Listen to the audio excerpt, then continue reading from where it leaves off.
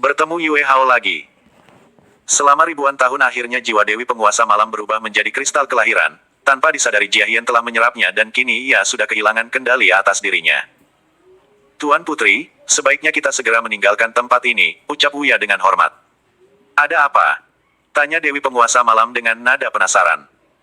Jika terlalu lama, aku khawatir keberadaan kita akan dicurigai oleh naga bumi yang kini sudah bangkit, jawab Wuya dengan cemas.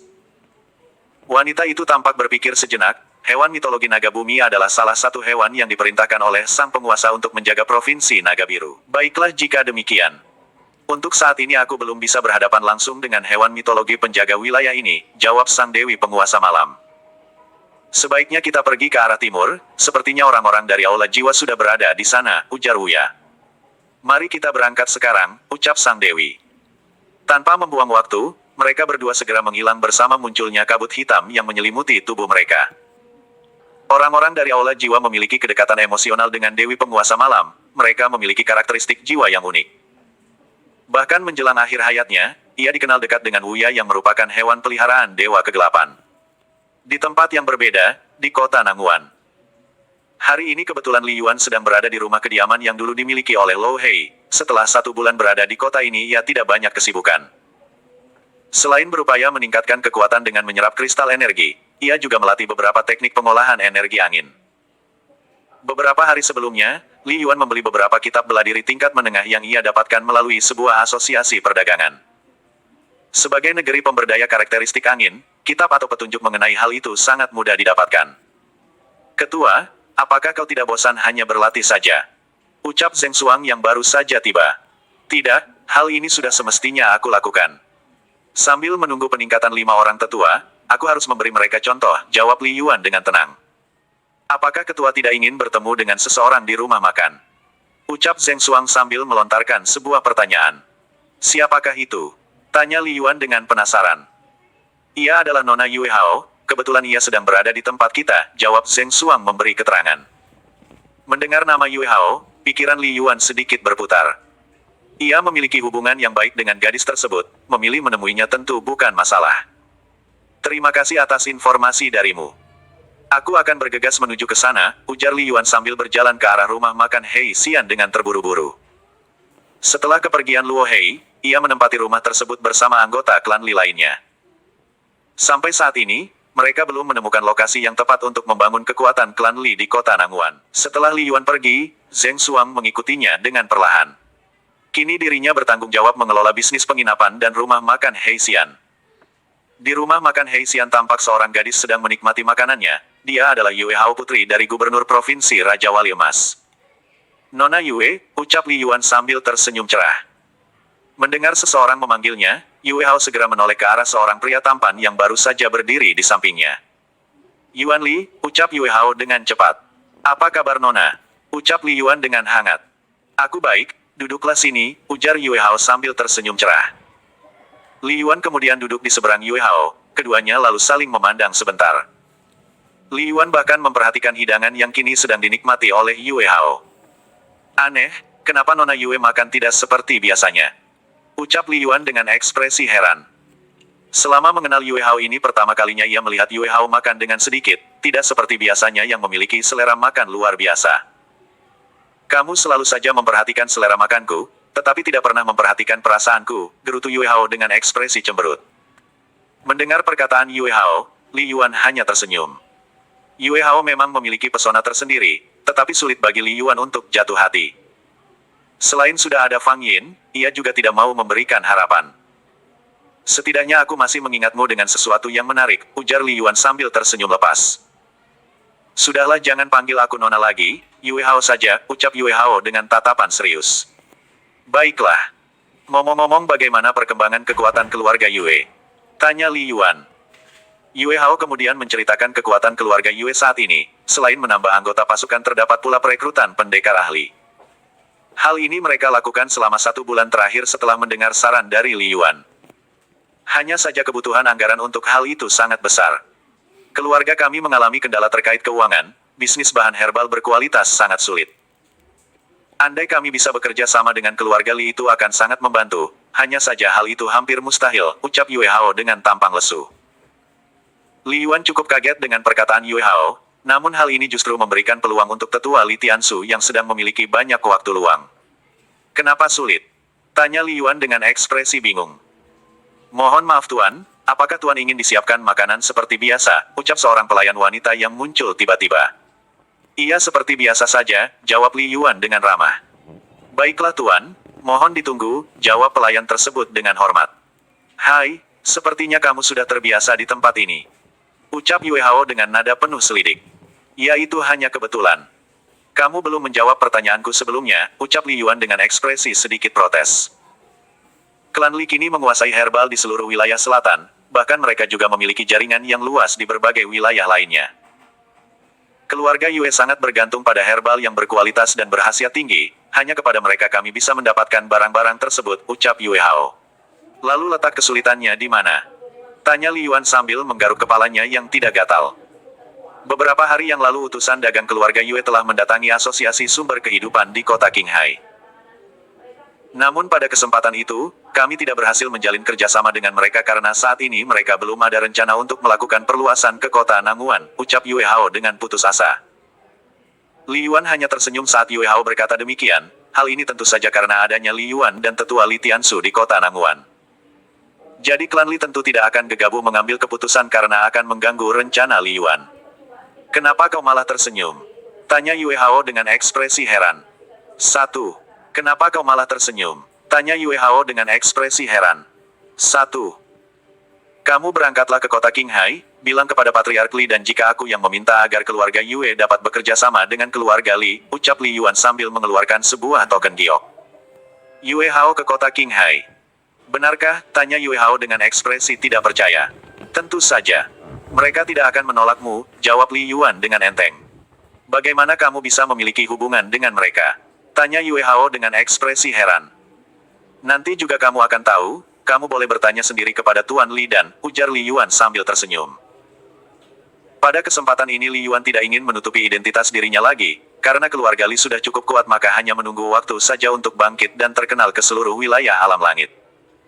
Tidak lama kemudian makanan Li Yuan datang, sambil menikmati makanannya ia kembali berbincang dengan Yue Hao.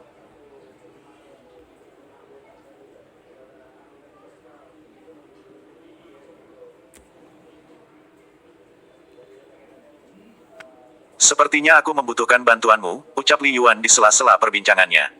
Katakanlah aku akan senang membantumu, ucap Yue Hao dengan tulus. Aku membutuhkan tempat yang cukup luas di kota ini, rencananya aku akan menempatkan orang-orang dari keluargaku untuk menetap di kota ini, ucap Li Yuan. Jika hanya itu, maka itu perkara yang mudah. Jika tidak salah, kediaman Sue Rengui cukup besar dan kini sudah disita oleh pihak pemerintah kota Nanguan untuk dilelang. Namun karena kamu juga berjasa dalam peristiwa tersebut, tentu tidak akan sulit bagi ayahku untuk memberikan lokasi tersebut kepada keluargamu, ujar Yue Hao menjelaskan. Terkait nama Sue Rengui, tentu Li Yuan masih mengingatnya. Rumah makan ini juga yang menjadi titik awal mula ia menghajar putranya yang bernama Sue Wang.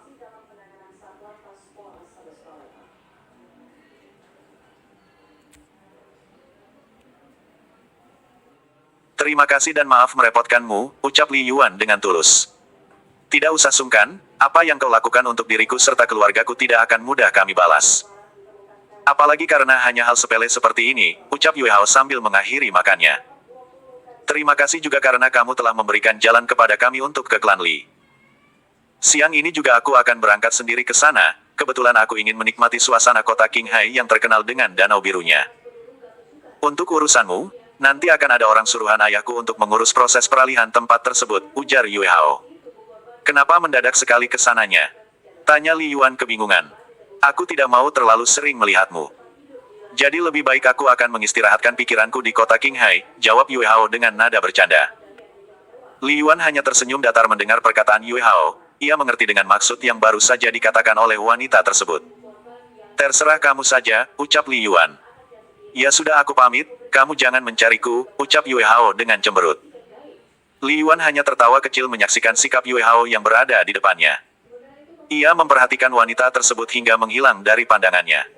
Setelah kepergian Yue Hao, Li Yuan tetap melanjutkan untuk menghabiskan makanannya. Dengan santai ia menikmati setiap makanan yang masuk ke dalam mulutnya. Secara bersamaan, tidak jauh dari tempatnya duduk. Terdapat beberapa orang yang tengah berbincang cukup serius. Mereka adalah murid inti dari Sekte Angin Puyuh yang sebelumnya pernah bertemu dengan Li Yuan di tempat ini. Dengan kemampuan Li Yuan, ia dapat mendengar isi dari percakapan. Sebelumnya ia tidak terlalu memperhatikan keberadaan mereka, karena ada Yue Hao yang bersamanya. Setelah mendengar secara seksama, Li Yuan cukup terkejut dengan perkataan dari murid Sekte Angin Puyuh tersebut. Selain adanya perubahan kepengurusan struktur, adanya gelagat aneh dari patriark serta para tetua dari sekte tersebut. Sepertinya ada ketidakberesan di sekte tersebut, gumam Li Yuan dalam hati. Namun ia tidak menanyakan langsung, informasi ini akan ia selidiki sendiri melalui Liu Haikuan dan juga beberapa orang dari kelompok Naga Mas. Pada sore harinya, Yue Hao sudah tiba di kota Qinghai menggunakan perahu terbang asosiasi keluarga Fang. Indah sekali, suasananya juga cukup damai, ucap Yue Hao saat pertama kali tiba. Nona, apakah kita langsung ke kediaman Patriark Li atau kita menunggu besok saja? Tanya seorang pengawal Yue Hao. Sebaiknya kita langsung saja, sementara yang lainnya mengurus penginapan karena hari sudah sore, ucap Yue Hao sambil menyampaikan pengaturan. Baik Nona, ucap pengawal tersebut dengan hormat. Setelah mengatakan hal tersebut, mereka segera menuju kediaman Patriark Li dengan menggunakan kereta kuda yang tersedia di sekitar tempat pendaratan mereka. Tidak beberapa lama kemudian, mereka tiba di depan sebuah manor klan Li. Setelah menjelaskan maksud dan tujuannya, Yue Hao menunggu sejenak di depan pintu masuk kediaman klan Li. Nona, kami mohon maaf bahwa Tuan Li tidak bisa menerima tamu, ucap seorang penjaga setelah mengkonfirmasi kepada Patriark Li. Bagaimana Nona? Tanya pengawalnya dengan nada pesimis. Yue Hao sedikit bingung namun ia segera teringat dengan token pemberian Yuan Li tadi pagi saat keduanya bertemu. Aku ingin bertemu dengan Tuan Li dan, ucap Yue Hao sambil menunjukkan sebuah token dari dalam sakunya. Para penjaga yang bertugas diam mematung saat melihat token yang dipegang oleh Yue Hao. Setelah seseorang memeriksanya lalu menyerahkan kembali kepada Yue Hao. Kami mohon maaf atas ketidaksopanan sikap kami sebelumnya, ucap pengawal tersebut sambil membungkukkan badan. Silakan Nona ikuti saya, ucap pengawal itu lagi dengan hormat. Yue Hao tertegun dengan perubahan yang terjadi secara tiba-tiba tersebut, namun dengan cepat ia mengikuti arahan dari pengawal tersebut. Benar-benar sangat luar biasa, gumam Yue Hao dalam hati. Manor keluarga Li memang lebih besar dan lebih mewah daripada kediaman keluarga Yue. Meskipun ayah Yue Hao seorang gubernur provinsi, namun dari segi kekayaan jelas tertinggal oleh klan Li. Selamat sore Tuan. Mohon maaf Nona Yue ingin bertemu dengan Tuan, ucap seorang penjaga dengan hormat.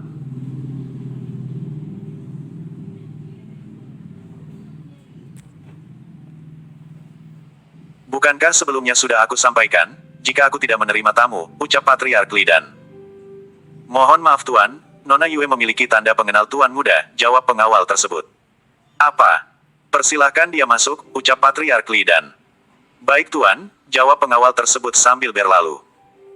Yue Hao dan beberapa pengawalnya dipersilahkan masuk ke dalam aula keluarga, lalu mereka duduk di sebuah ruangan yang cukup luas dan mewah. Li dan beserta Li Baojia berjalan menuju ruang keluarga untuk menemui tamu yang baru saja disampaikan oleh penjaga.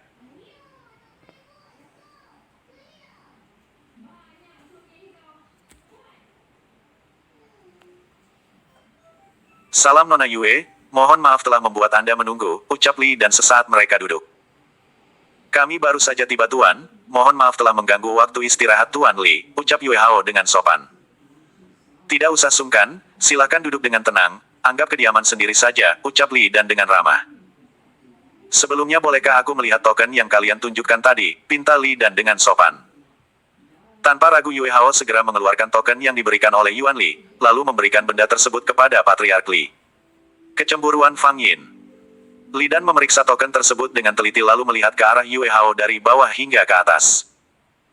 Melihat sosok Yue Hao yang masih muda dan cantik membuat Li dan menggelengkan kepala.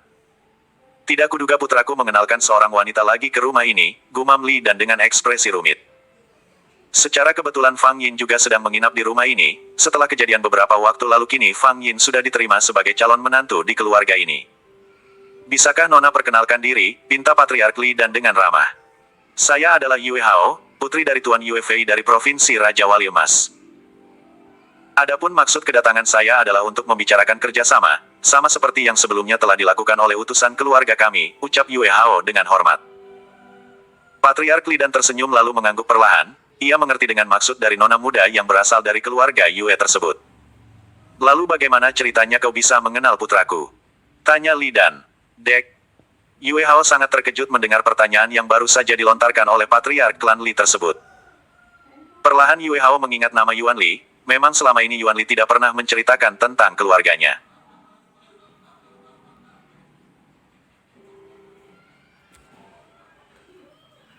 Putra Tuan. Tanya Yue Hao dengan ekspresi bingung. Token ini milik putraku, ucap Li Dan dengan tenang. Token ini saya dapatkan dari seseorang yang sudah saya kenal dengan baik. Namanya adalah Yuan Li, ujar Yue Hao dengan jujur. Hahaha. Dasar anak nakal, ucap Li Dan sambil tertawa. Yue Hao bertambah bingung dengan sikap patriark klan Li tersebut. Lalu bagaimana ciri-cirinya? Tanya Li Dan lagi.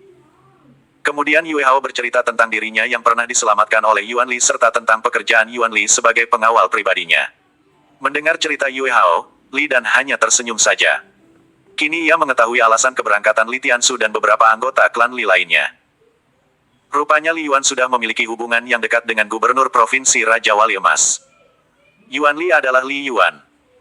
Dia adalah putraku, yang selama ini berpetualang di alam langit tanpa pernah aku ketahui tujuannya, ucap Li Dan dengan ramah. Apa? Wajah Yue Hao tampak pucat, ia tidak menduga jika pria yang ia kenal sebagai pendekar hebat ternyata tuan muda dari klan Li yang terkenal. Sudahlah, dia memang selalu seperti itu. Jangankan kamu, aku saja sebagai ayahnya selalu diliputi rasa keterkejutan dan kekaguman atas dirinya, ucap Li Dan berusaha menenangkan Yue Hao yang terlihat syok. Iya tuan, ucap Yue Hao yang masih dalam suasana terkejut. Terkait masalah kerjasama aku akan menyetujuinya, mulai saat ini klan Li dan keluarga Yue kalian sudah bisa bekerja sama, ucap Patriark Li Dan dengan tenang. Mendengar ucapan dari Patriark Li, perasaan Yue Hao langsung berubah bahagia seketika. Ia benar-benar tidak pernah mengira jika semua akan berjalan dengan sangat lancar. Nona Yue, sebaiknya Nona beristirahat saja di sini. Besok pagi biar sekalian jalan-jalan ditemani Yuer, ucap Li Dan. Baiklah tuan, maaf merepotkan, ucap Yue Hao dengan hormat. Jangan sungkan, anggap keluarga sendiri, ucap Li Dan dengan hangat. Yue Hao sangat bahagia kali ini, mendapatkan tawaran menginap di kediaman keluarga Li tentu ia tidak menolak karena ia juga bisa dengan mudah mengurus berkas untuk proses kerjasama. Yue Hao ditempatkan di kamar khusus tamu pada kediaman pribadi keluarga Li Yuan. Li Yuan, kamu sangat luar biasa, gumam Yue Hao dalam hati. Sementara itu, kabar kedatangan Yue Hao baru saja diketahui oleh Su Zuhui ibu dari Li Yuan. Apakah anak kita juga menyukai gadis itu? Tanya Su Zuhui kepada suaminya. Aku juga tidak tahu, namun demi dirinya putra kita rela menjadi pengawal pribadinya selama 1 tahun. Selain itu, ia juga memberikan tokennya kepada putri Tuan Yue Fei tersebut, jawab Li Dan tak berdaya. Malam ini ada Fang Yin yang menginap, kuharap ia tidak akan salah paham, ucap Su Zuhui. Aku tidak menduga jika putraku mengirimkan seorang calon menantu lagi ke rumah kita, ujar Li Dan sambil tersenyum. Li Yuan tidak seperti itu, aku yakin ia hanya membantu keluarga Yue. Setidaknya hubungan kerjasama dengan mereka akan menimbulkan keuntungan bagi kita juga, ucap ibunya Li Yuan. Malam pun berlalu dengan tenang, Yue Hao beristirahat dengan tenang. Ia merasa nyaman berada di kediaman keluarga Li Yuan, tanpa khawatir tentang apapun. Pada pagi harinya, Yue Hao bangun lebih awal seperti biasanya lalu membersihkan diri dan berganti pakaian dengan setelan berwarna putih. Wajahnya yang anggun serta kulitnya yang putih membuat penampilannya begitu sempurna pagi ini. Tok, tok. Nona, Anda ditunggu untuk sarapan bersama, ucap seorang pelayan wanita dengan suara yang sopan. Yue Hao segera keluar kamar dan mengikuti pelayan tersebut menuju ruangan tempat di mana berlangsungnya jamuan sarapan. Selamat pagi tuan, salam kepada semuanya, ucap Yue Hao dengan sopan. Selain ada Patriark Li, di dalam ruangan terdapat pula istrinya dan 2 orang wanita. Li Peiyu dan Fang Yin tertegun melihat kedatangan seorang wanita yang baru saja tiba di hadapan mereka. Tidak usah sungkan, silakan duduk bersama kami, ucap Li Dan dengan ramah. Perkenalkan ini adalah istriku, lalu berikutnya adalah Peiyu adik dari Li Yuan serta Fang Yin calon istri dari Li Yuan, ucap Li Dan kemudian sambil memperkenalkan anggota keluarga lainnya. Salam kenal semuanya, saya Yue Hao dari kota Nanguan, ucap Yue Hao dengan hormat. Mereka saling membalas salam, hanya saja ekspresi Fang Yin sedikit cemberut. Ia merasa cemburu dengan kehadiran wanita tersebut bersama keluarga Li Yuan. Di sisi lain, Yue Hao juga merasa terkejut jika sosok wanita cantik yang berada di dekatnya adalah calon istri Li Yuan. Mereka melanjutkan jamuan sarapan pagi sambil berbincang-bincang, terutama keterangan Yue Hao yang menceritakan tentang Li Yuan yang ia kenal sebelumnya sebagai Yuan Li. Yue Hao juga menceritakan tentang pertemuan mereka yang terjadi kemarin pagi di rumah makan Heixian. Mendengar kebersamaan Yue Hao dan Li Yuan, Fang Yin bertambah cemburu. Waktu 1 tahun adalah waktu yang lama, ia tidak dapat membayangkan jika sepanjang waktu tersebut mereka selalu bersama. Apakah saat ini Yuan Gege ada di kota Nanguan? Tanya Fang Yin mencoba bertanya. Iya, saat ini ia masih berada di sana. Sepertinya masih ada hal yang ia urus terkait sebuah lokasi tempat tinggal, jawab Yue Hao. Mendengar jawaban dari Yue Hao, hati Fang Yin semakin terbakar cemburu. Jika dibiarkan mereka selalu bersama, maka dikhawatirkan Li Yuan akan tergoda. Oleh karena itu, dalam hati Fang Yin sedang menyusun rencana. 1. Bentrokan di pagi hari. Sementara itu di tempat yang berbeda, Li Yuan yang sedang melatih teknik aura naga tiba-tiba teringat akan sosok Fang Yin.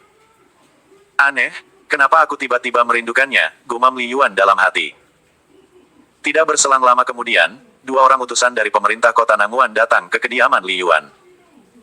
Tuan, kami utusan Tuan Yue Fei ingin memberitahukan kepada Anda jika bekas tempat tinggal Sue Rengui sudah bisa Anda miliki.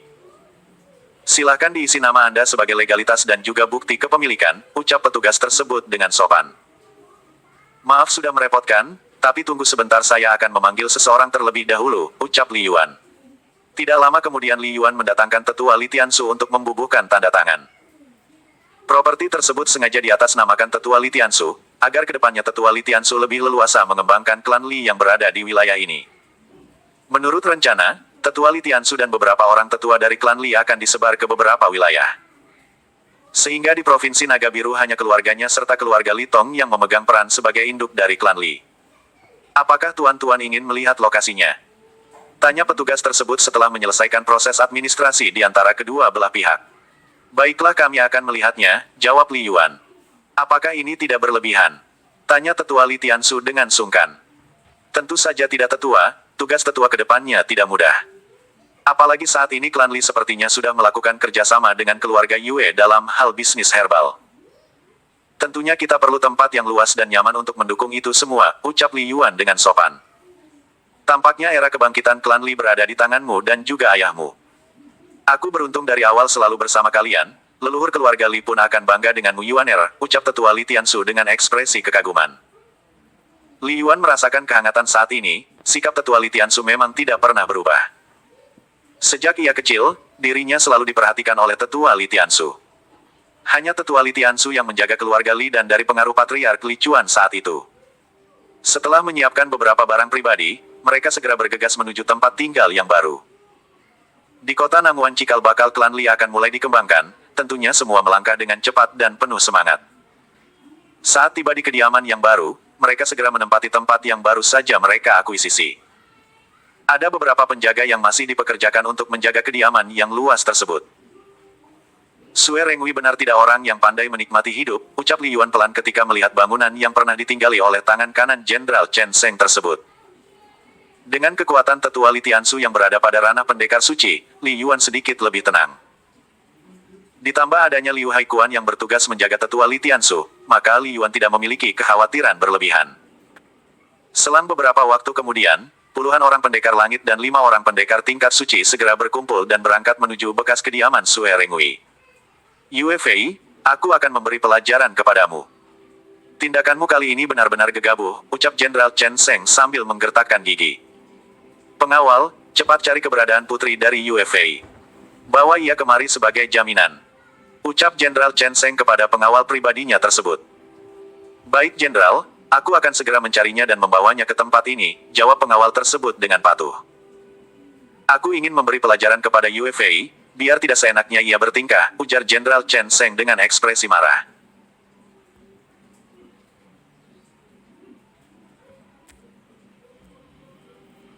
Pada saat berikutnya rombongan pasukan yang berjumlah puluhan telah tiba di kediaman tetua Li Tiansu.